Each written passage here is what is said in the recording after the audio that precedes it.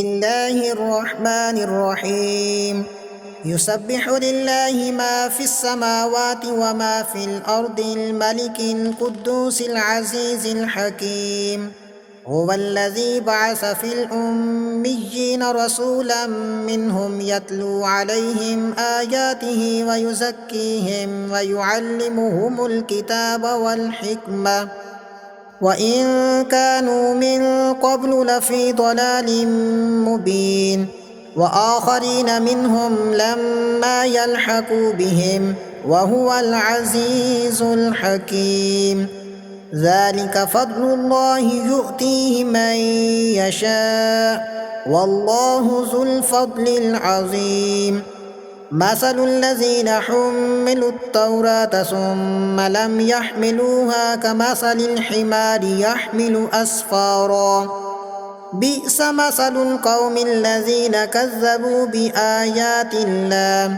والله لا يهدي القوم الظالمين قل يا أيها الذين هادوا إن زعمتم أنكم أولياء لله من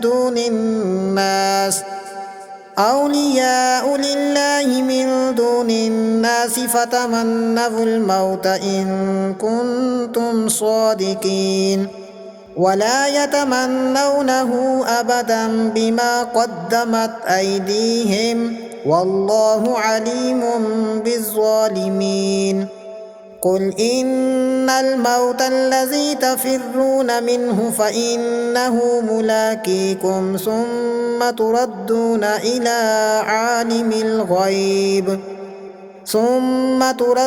إلى عالم الغيب والشهادة فينبئكم بما كنتم تعملون يا أيها الذين آمنوا إذا نودي للصلاة من يوم الجمعة فاسعوا إلى ذكر الله وذروا البيع ذلكم خير لكم إن كنتم تعلمون فإذا قضيت الصلاة فانتشروا في الأرض وابتغوا من فضل الله واذكروا الله كثيرا لعلكم تفلحون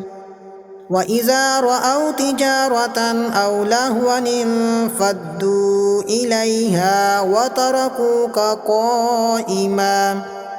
قل ما عند الله خير من اللهو ومن التجارة والله خير الرازقين صدق الله العظيم.